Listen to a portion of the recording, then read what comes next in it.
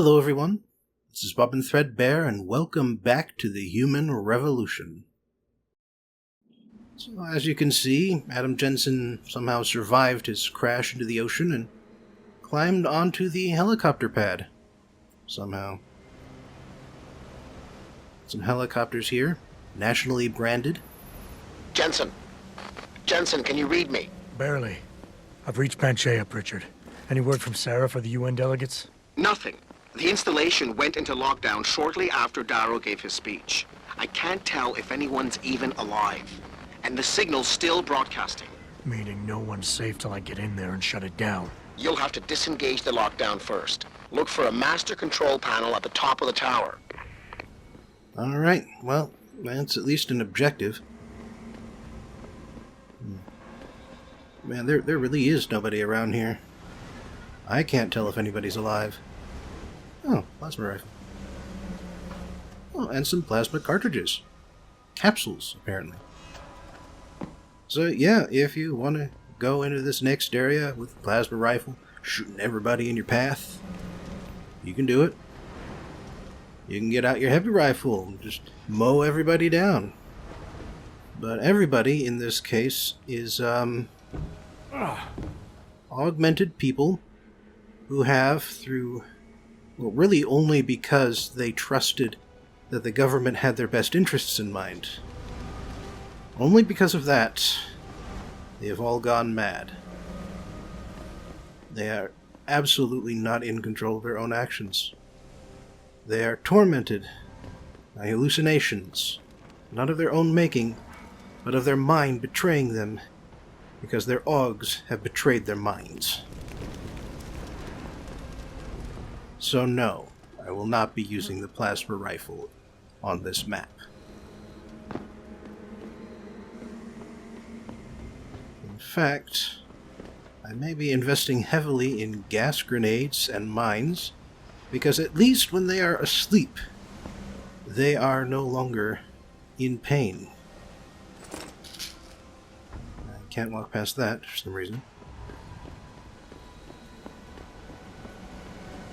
Looks like they really need to close these things more securely. Ooh, and ammunition for the laser rifle too.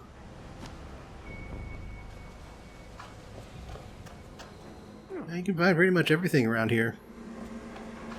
Except for one of those little shotguns. Tasers.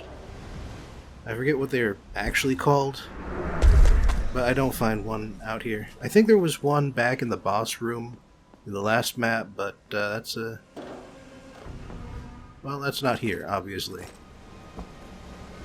And I could have, gone to an earlier save, gotten one of those weapons, and brought it with me. But that would have been less authentic, and I didn't really think of it. Not until after I was finished recording.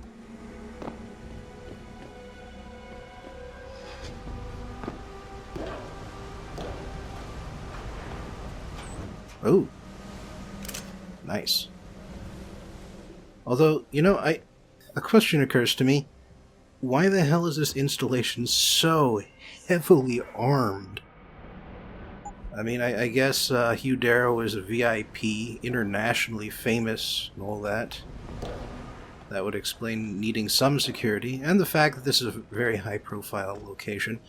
Also, that's the way in. And I am not going in it. Because there is another way in, and I will be taking that way. Because it's, I'm exploring everywhere. It'll be easier if I take this route first.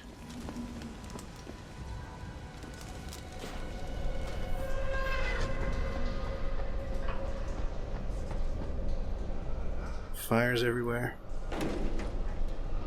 Loose cables sparking and... oh my. Oh my. Well, I guess you can't do the crate trick here. At least not with wooden crates. I mean, I did see a metal crate. I think that's immune to being, exploded by the electric... Oh, whoops. was too busy looking at the water to notice the mine.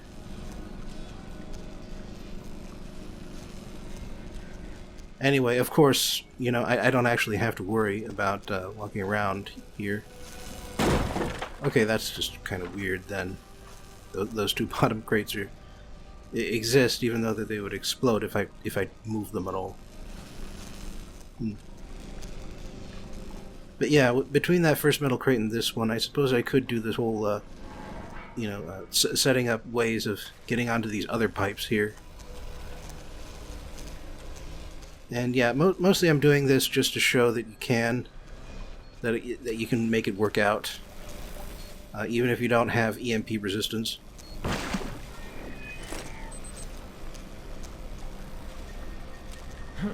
And that lets you get into here.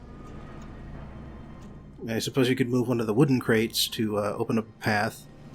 And, well, if the jumping is too much movement for these mines, but you can still, you know, shoot them.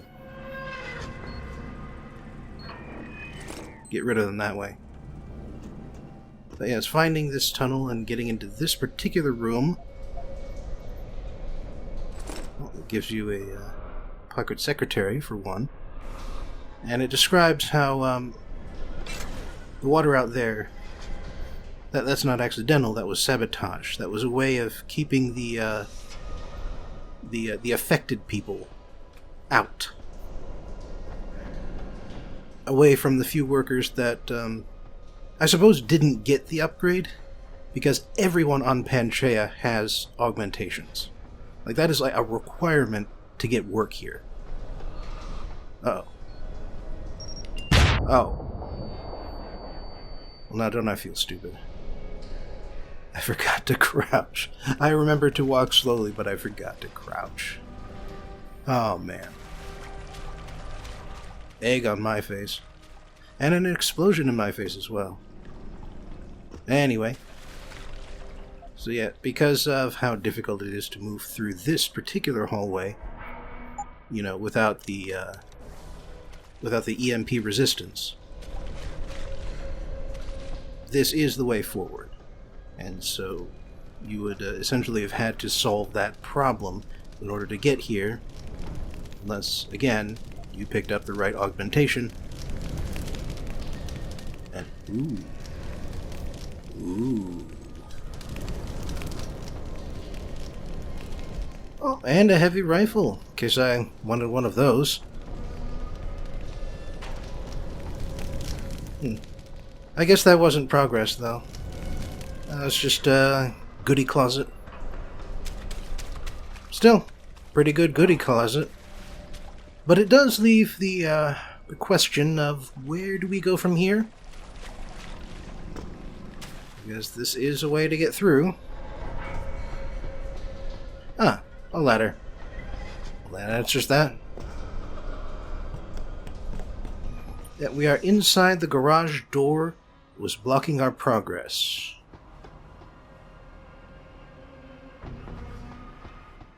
Why would you need a permit to go out onto the deck? Odd. I want to see if I can get up there, but button timing is not working out for me. And neither, it seems, is the invisible ceiling.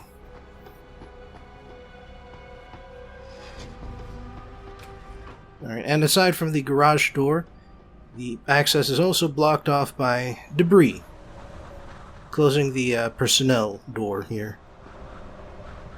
Sniper rifle ammo everywhere. Kinda creepy, when you really think about it.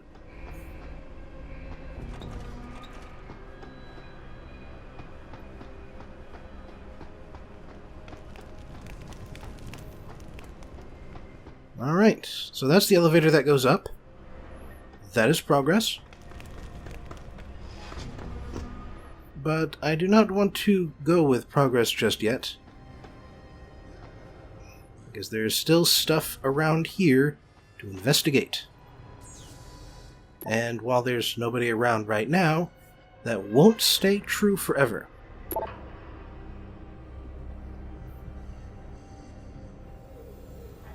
Alright. Oh! Let's put that in a blocking position there. So we've got this ventilation shaft. Looks like it really just goes around the corner here, but it does put you behind some cover. You can jump from one piece of cover to another until you go across and into this duct on the other side.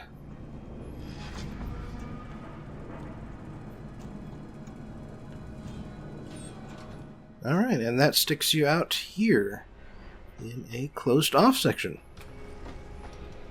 One that does not expose you to the large hangar area in the middle.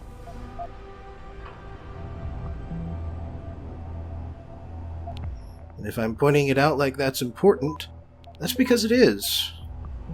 You remember how the guy said that the station is on lockdown? Access granted. I'm going to have to undo that lockdown in order to get down to where the signal is being broadcast from. I'm not even going to pick up any shotgun ammunition. I'm not going to need it.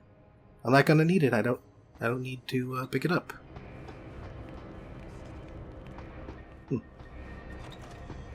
Oh, now it turns green. That's weird. And those aren't movable.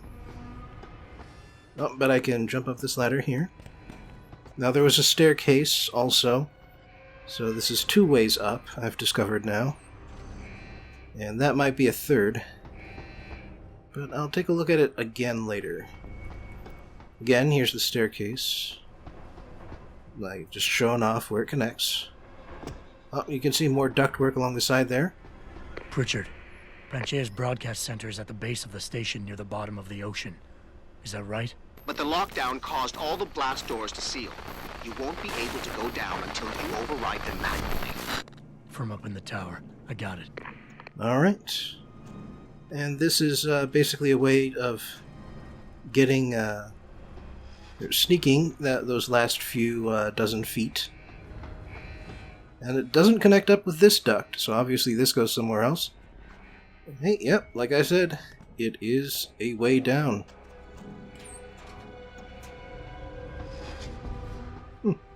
Surprised that I didn't see this before.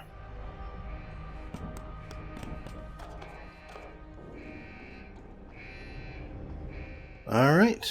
Well, that's not everything accounted for just yet. There is one last little detail you might have noticed.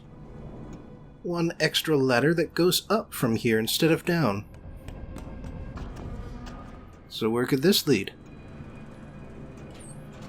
Well, up into the rafters. Just in the crawl space between the drop ceiling and the actual ceiling.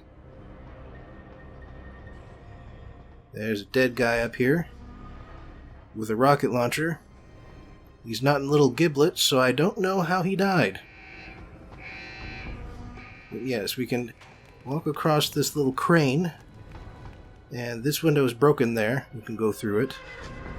But before I do that, I'm going across the tunnels into this duct here,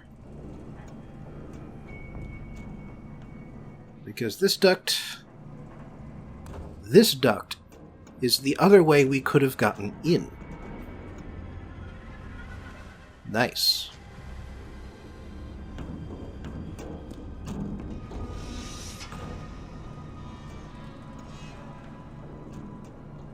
And it's a lot more direct than the tunnels below, too.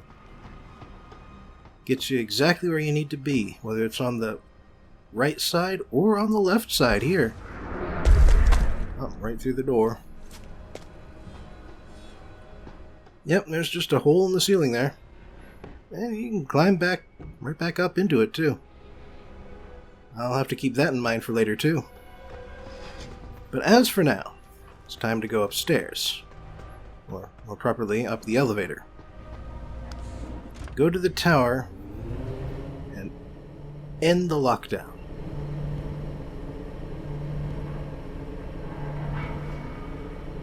Pretty tall tower. I suppose the elevator would be slow with all this cargo filling half of it. really should have cleaned that out. I mean, they got steel cables, but, you know, you don't want to wear them down too much more than you have to. Oh, nice view from up here. And yeah, we're standing on the edge of a giant hole in the ocean. Giant hole. Punched right on through. Alright, well that's half of my bonus health back. Because of those 2 painkillers I picked up. Ooh, Pro Energy Jar. And I got room for it because I'm not picking up ammunition anymore. Oh, blood on the fridge. Blood on the counter. Blood in the halls. This is just a real bad day for the world, you know? All because one guy wanted to make a point about how, you know, the Illuminati are creating this chip that lets them control augmented people, and he corrupted its use. Oh, there's someone alive and awake up here. He's in a blocked-off room. That's probably why he wasn't affected by lockdown at all.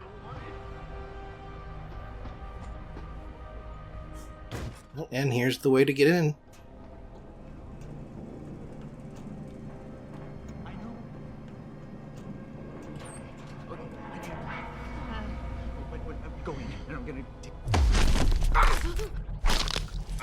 This is for your own good there, buddy. You're gonna wake up with a headache. Probably a mild concussion.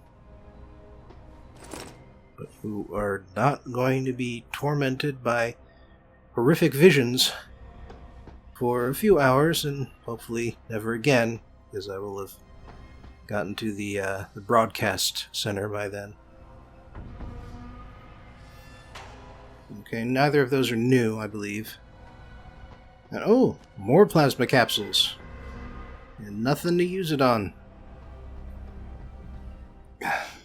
What weird placement for that, you know?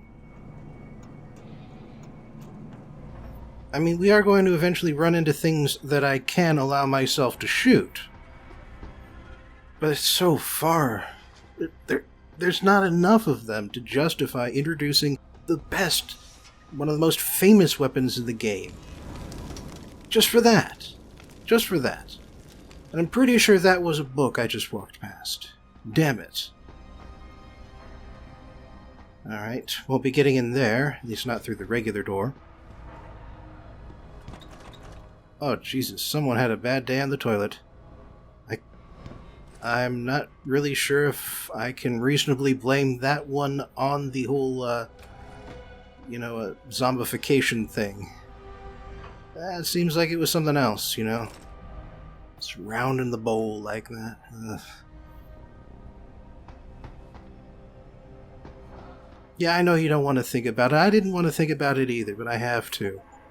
It has entered my brain. Now I am inflicting it on yours. Alright. I already had 5 hypostims, so that's the rest of my bonus health right there.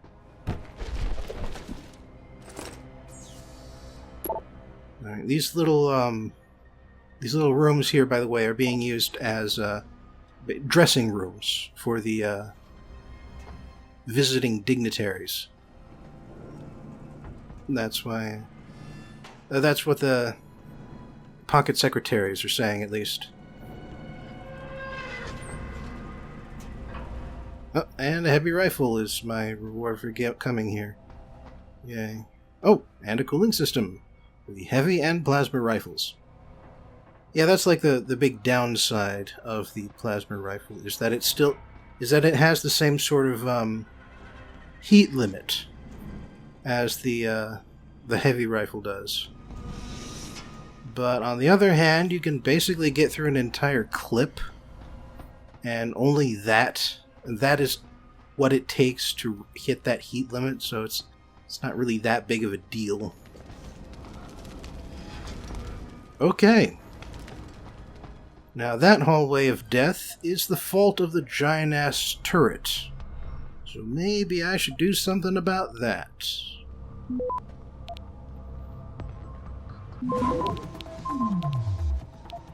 Yeah, I got over 40 stops. I might as well use them.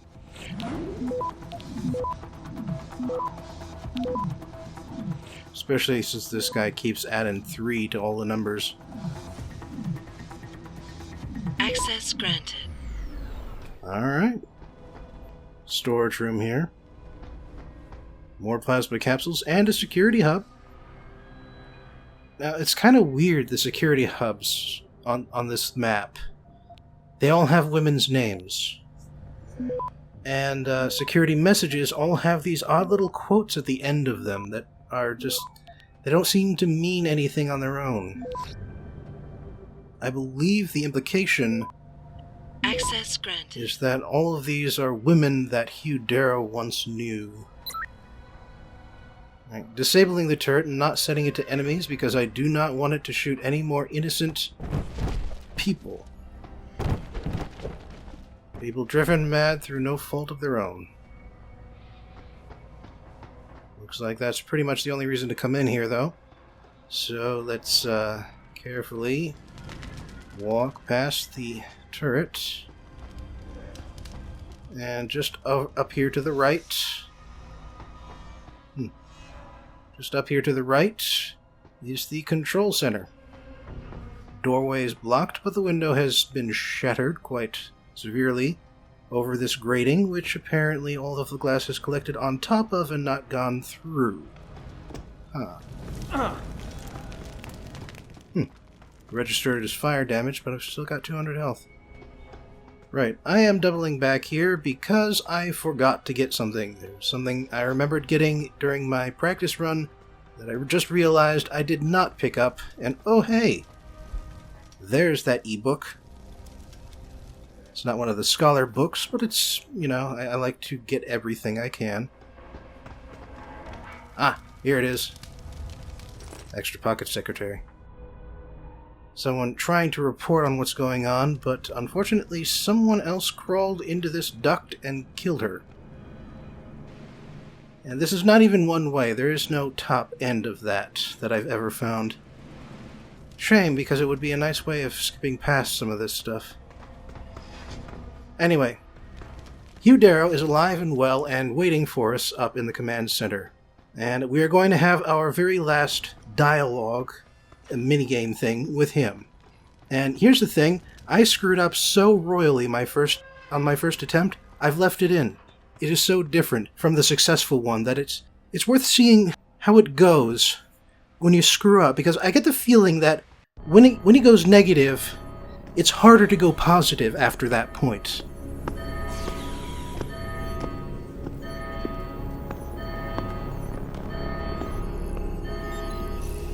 I don't think you want to do that, Mr. Jensen. Disengage lockdown, and whatever demons this station contains are likely to come crashing out on us. Afraid to die, Darrow? Or just unwilling to face what you've done? Oh, I know what I've done, believe me. I take no pleasure in it. And yet you still did it. I did what had to be done. 20 years ago, I gave the world augmentation technology.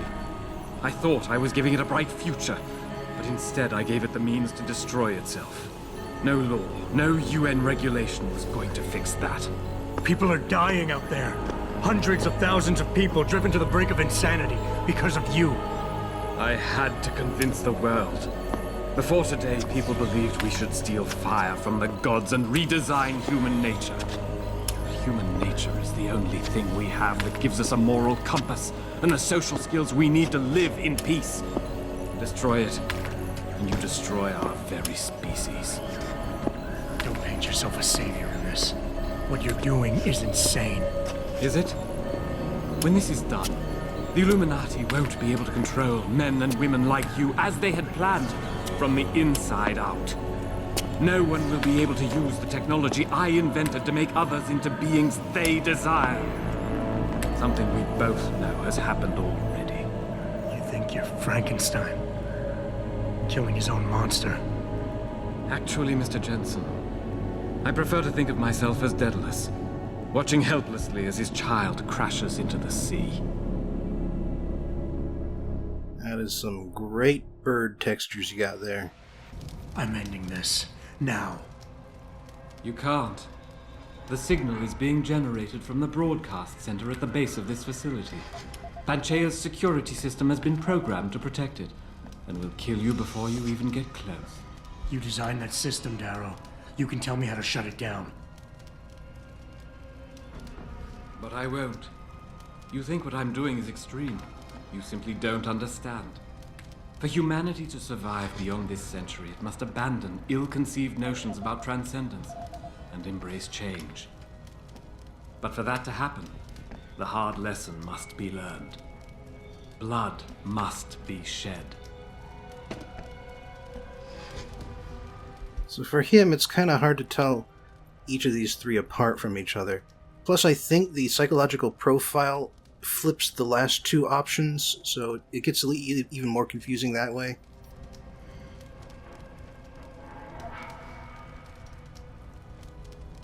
Anyway, this is the wrong answer here. Just so you know. My God, Darrow. Please, think of the individuals you're hurting. Innocent women and children, some of whom had no choice when they got augmented. Every second that signal continues to broadcast, more of them will die. Help me stop this. Please. You think to sway me by forcing me to consider the individuals? I created something magnificent and watched it turn to ashes. And the lesson I learned from my suffering is exactly the lesson that's in play here. But you, I don't expect you to understand. You're like Taggart, Sarif, Zhao, and all the others. You can't see beyond yourself. None of you has the vision to understand the necessity of my actions here today. I do. Jensen said, think about the people, not about himself. Come on. You want us to see what you see. Fine. Our humanity is threatened because technology is messing with our minds. But how can we recognize this message when we're grieving over the people you forced us to leave behind? Friends and neighbors, people we care about. Is the image of their murders the vision you want us to have? I have shown humanity the price of its complacency. The price of pride and arrogance. If people don't have the wherewithal to put aside their emotions and recognize that, I don't give a damn what vision they see.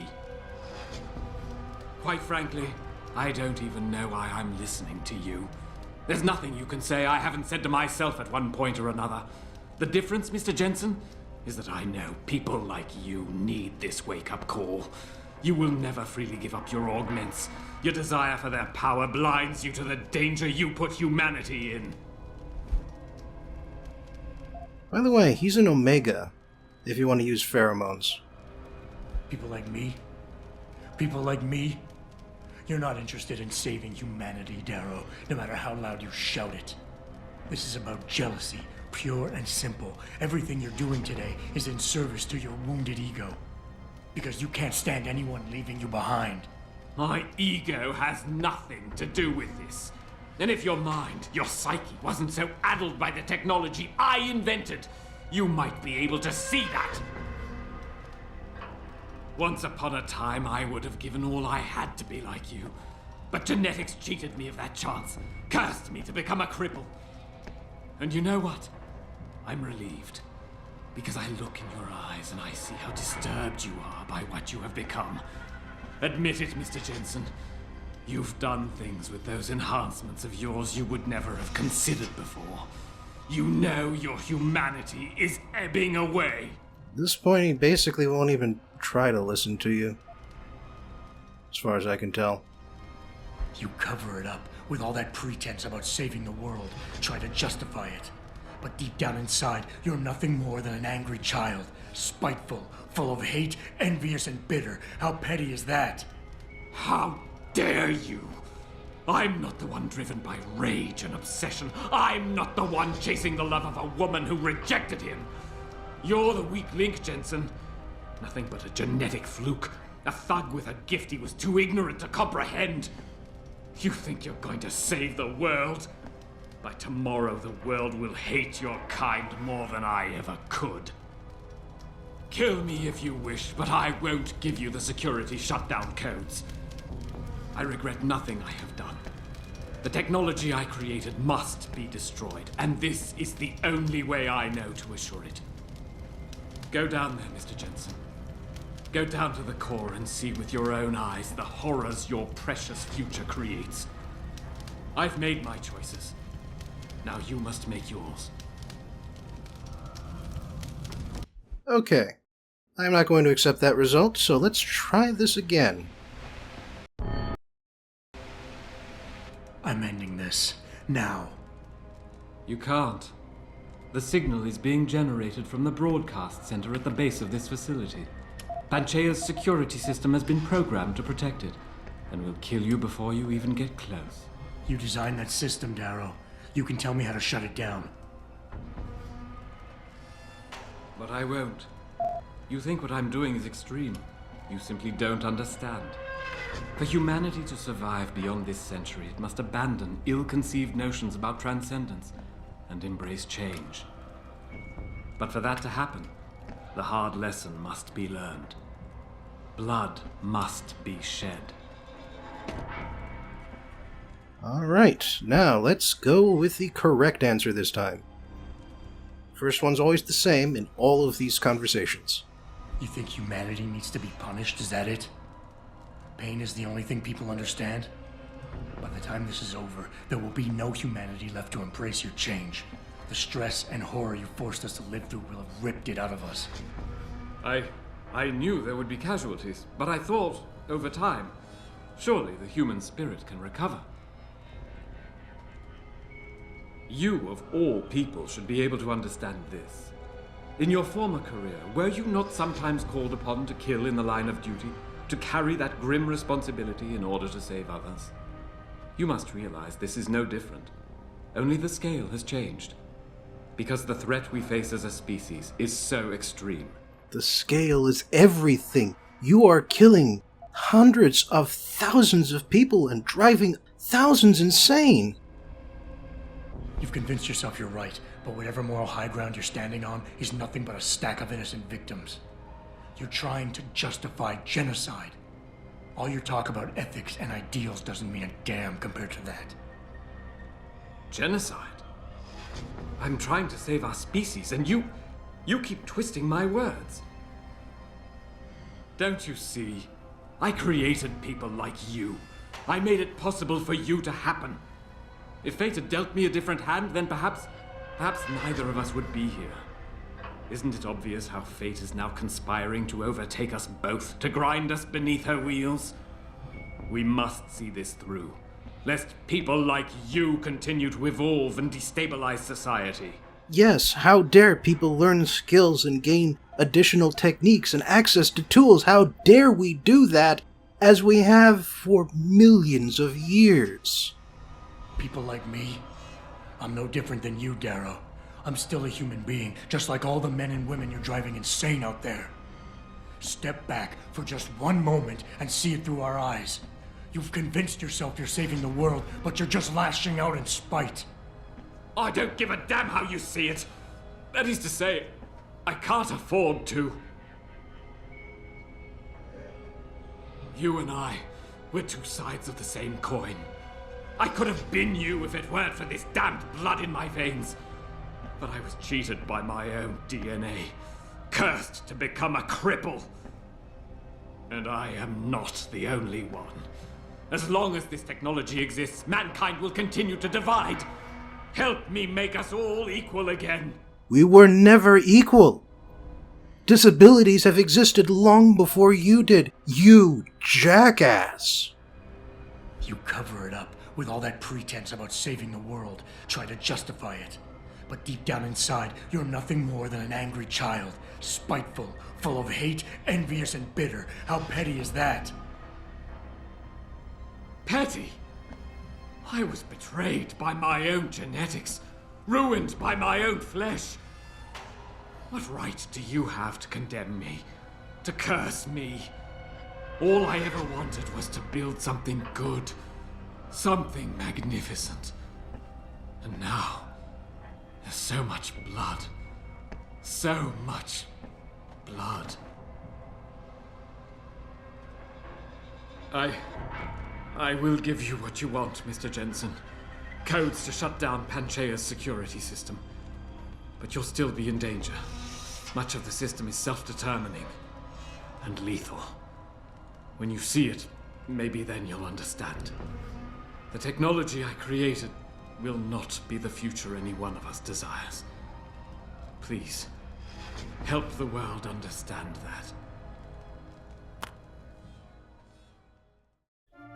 And so the video ends.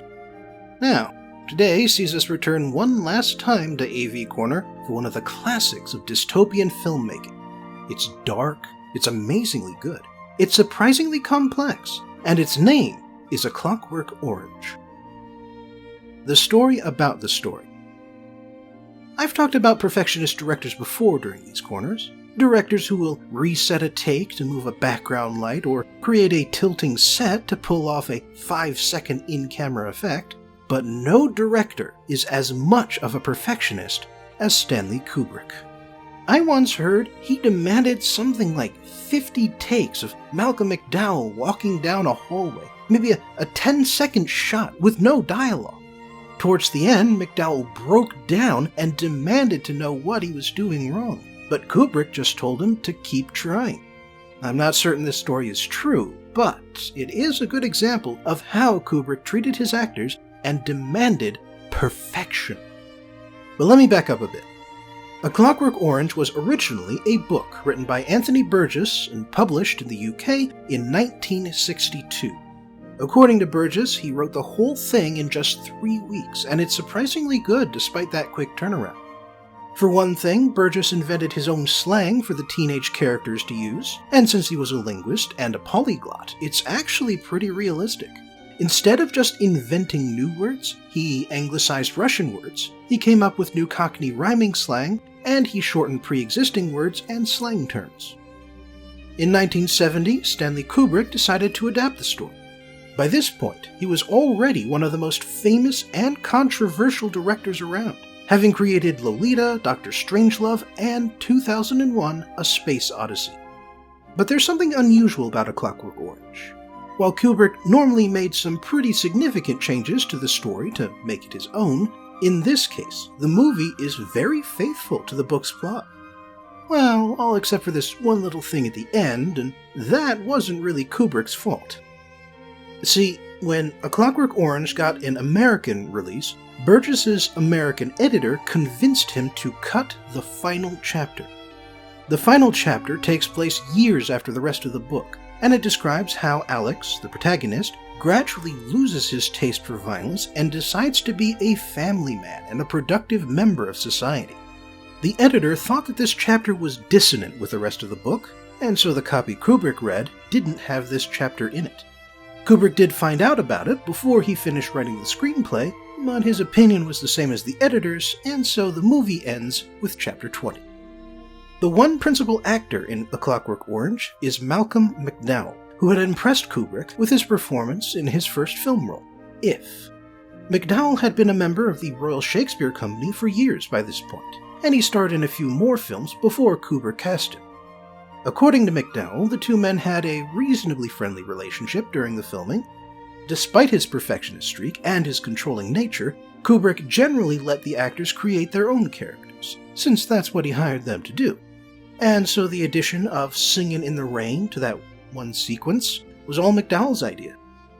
Unfortunately, their relationship soured after production ended because Kubrick tended to cut ties even with the best of actors once he no longer needed them, and he also stiffed McDowell out of the 2.5% of profits he should have gotten from the movie because Kubrick was a notorious cheapskate and an asshole. Officially released in December of 1971, mostly for Oscar consideration, A Clockwork Orange went on to be an incredible success in the United States, and that's despite the fact that it got an X rating at first. Kubrick would cut out around 30 seconds of sexually explicit content to knock it down to an R, and while that was the final cut for a while, DVD, Blu-ray, and digital copies have all restored the footage. The movie also came out in the UK in 1972, But after a couple violent crimes were supposedly inspired by the film, it was effectively banned in the UK from 1973 until 1999. The story. The movie starts with a synthesized version of Henry Purcell's Funeral of Queen Mary, with a bit of Dies Irae thrown in. The visual is a shot of our protagonist, Alex, looking very ominously into the camera. He and his 3 droogs are in a milk bar, drinking drug-laced milk and preparing for a bit of the old ultraviolence. The 4 boys beat up a drunk old hobo in an underpass. They get into a fight with 5 other boys who are raping a woman not to save her, but just for the sake of fighting. They race a stolen sports car through the countryside at night, and when they find a fancy house, they invade it, trash the furniture, beat up the husband, and rape the wife. During which Alex dances and sings, Singin' in the Rain. After that, they head back to the milk bar for one last drink, and when another patron sings Ode to Joy from Beethoven's Ninth, Alex stops his droog from interrupting her. Finally, Alex heads home to a rundown apartment complex and listens to Beethoven's Ninth in its entirety to finish off the evening. The next morning, we see Alex's parents, who are good enough people, but a bit old for having a teenage son, and not as attentive as they should be for a boy like Alex. They let him stay home when he claims to be sick, and they even let him have a combination lock on his door. Alex finally comes out when his parents go to work, but he sees a Mr. Deltoid waiting in his parents' bedroom. Deltoid is kind of a creep, and he's Alex's caseworker since the boy has had run-ins with the law before. Deltoid exposits that Alex has no home life troubles, no money problems, no deep-seated trauma, and he's got a good head on his shoulders and could probably go to college if he wanted. All in all, the only reason he acts the way he does is because he's a teenage boy, and his friends are all worse than him. That afternoon, Alex heads out to pick up a record, and picks up a couple ladies while he's there. Apparently, they were 10 years old in the book, but they're older in the movie, since that was too much even for the director of Lolita. When Alex finishes up and goes to spend another night with his droogs, they surprise him by waiting in his building. His droog Georgie wants to be the one in charge, and to steal something big, and Dim supports him. So Alex agrees with them at first, and then kicks their asses down by the river. Still, he decides to go along with Georgie's idea to steal from an old cat lady who lives in a mansion outside of London. The 4 boys try to get inside by claiming there's been an accident, but these lines are the same ones Alex used the night before, and the woman knows this because they were in the newspaper. As such, she calls the police instead of letting him in. Alex still gets inside by climbing in through a window, but he takes so long taunting and assaulting the old woman that the police arrive. Alex runs out the front door, but then the droogs betray him and leave him to get arrested. In lockup, a couple of cops rough up Alex, and then Deltoid shows up to say that the woman Alex assaulted died in the hospital, so he gets 14 years for murder. The second part of this story begins as Alex goes to prison. The movie takes us through all of Alex's process, and we then watch a fire and brimstone chaplain preach to the inmates. Alex has become the chaplain's assistant, and taken an interest in the good book, but less for salvation and more for how hardcore it gets. Still, he acts like he's repentant, and when he hears about a treatment that could get him out of prison fast, he asks the chaplain to let him join up. However, this Ludovico treatment is still experimental, and the prison governor doesn't believe in prisoner reform. Later on, the Minister of the Interior tours the prison, and Alex makes himself stand out. The minister sees Alex as a perfect test subject, and so he arranges for him to transfer to the Ludovico Institute. In exchange for 2 weeks of treatment, Alex will have the rest of his sentence commuted. Alex is all too happy to get a treatment instead of 12 more years of prison, but then he finds out what the treatment is. He's tied down to a chair, put in a straitjacket, has his head clamped in place, and has his eyes forced open with a doctor using eye drops to keep them from drying out. And that's a real-life doctor doing that, by the way, since Malcolm McDowell's eyelids are really restrained. All of this is to force Alex to watch movies of violence and rape. And while he likes them well enough at first, he starts to feel terrible thanks to an injection he got earlier. Essentially, the Ludovico treatment is forcing a Pavlovian connection between feelings of terror and pain and images of violent crimes.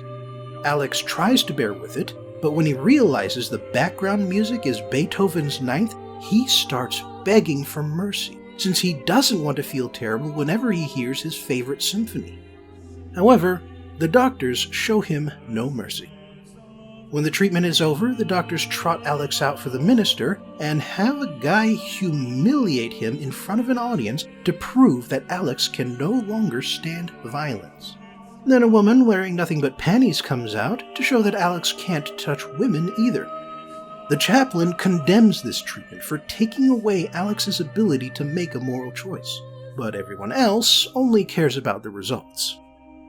Alex heads home, surprising his parents, since he didn't send them any word and they only found out about the Ludovico treatment in the morning's paper.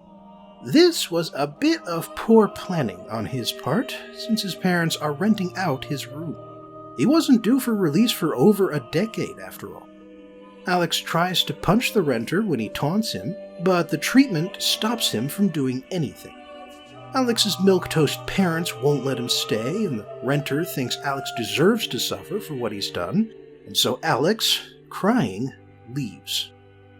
Alex goes down to the Thames and contemplates throwing himself off a bridge when a hobo comes up and asks for change. However, it turns out that this is the same hobo he attacked way back when, and so he and his hobo friends attack Alex. 2 policemen break up the fight, but they turn out to be Alex's old droogs. They join the force, because it gives them an excuse to beat people up. And in this case, they take Alex out to the middle of the woods, beat him with a nightstick, and nearly drown him in a horse trough. Alex is abandoned, alone, and has nowhere to go and nothing to his name but the clothes on his back. As a thunderstorm rains down on him, he stumbles up to what turns out to be the first home he invaded back in the day. He's too exhausted to recognize it, and he goes to the door begging for help.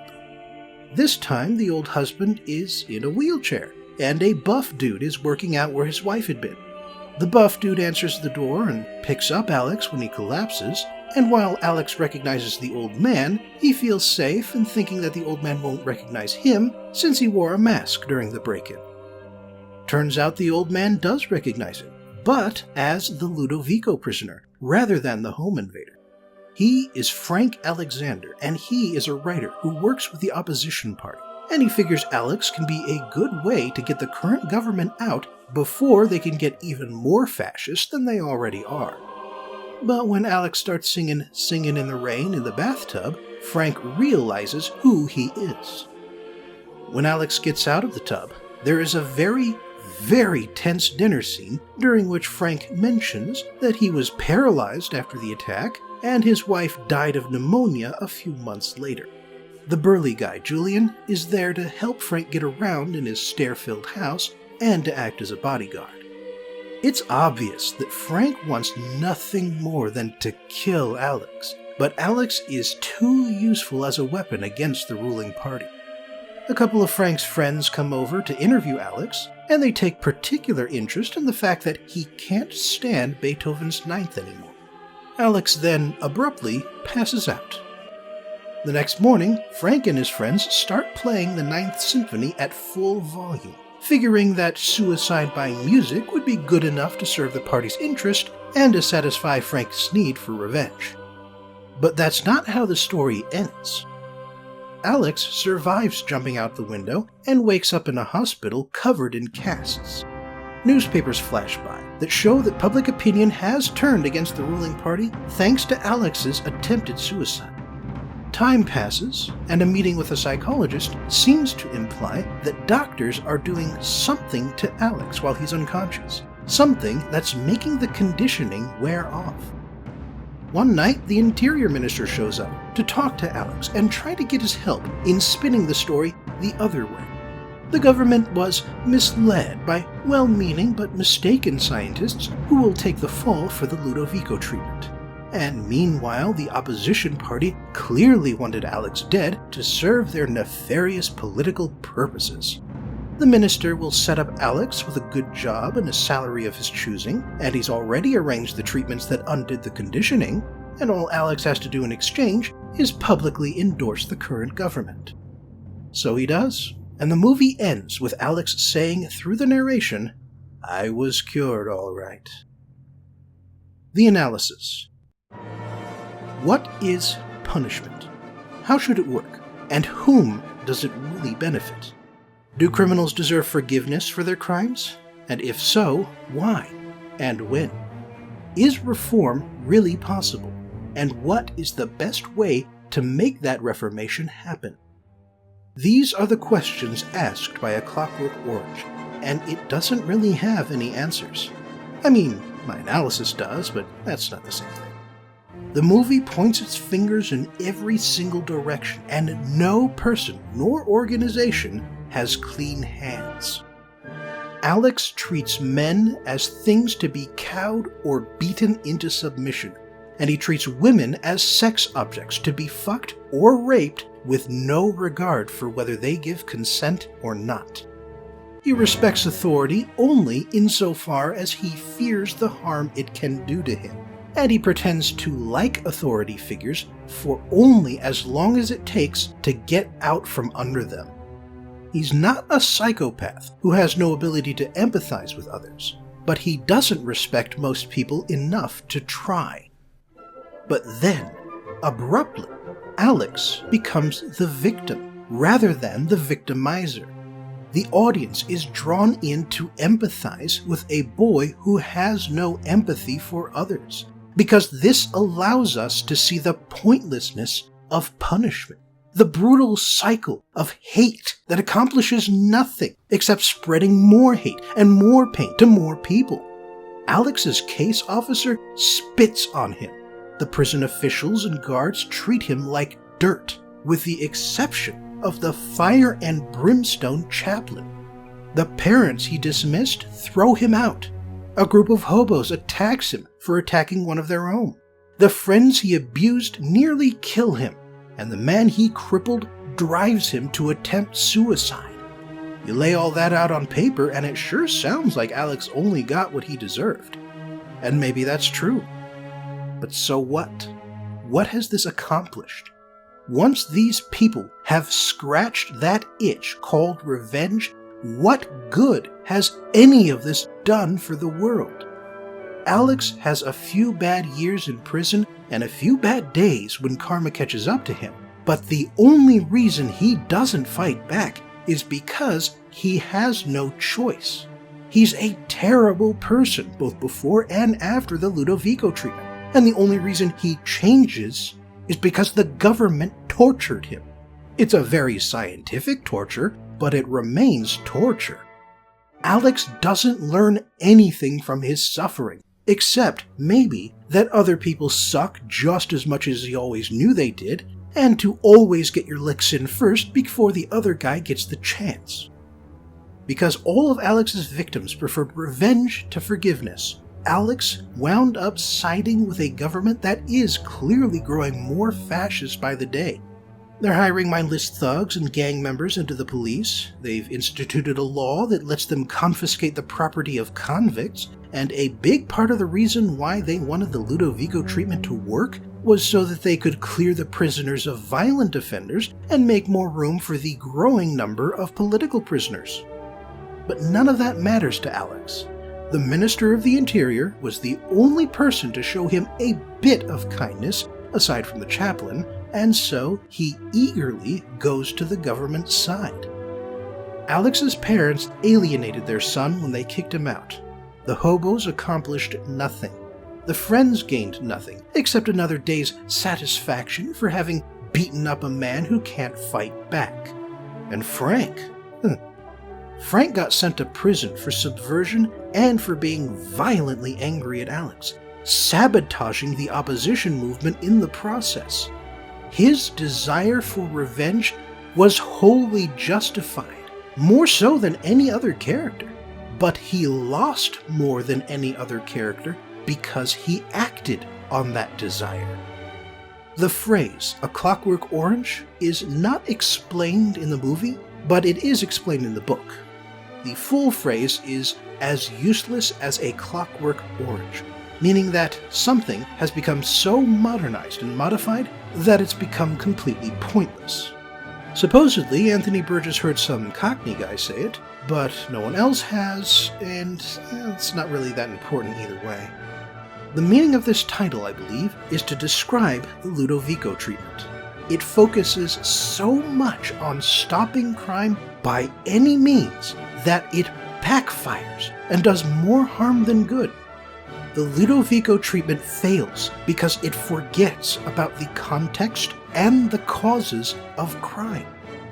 If Alex had had more watchful and more attentive parents, if his case officer had cared about Alex instead of being a creep who was more worried about his reputation than Alex's well-being, then at least he would have had a positive influence in his life.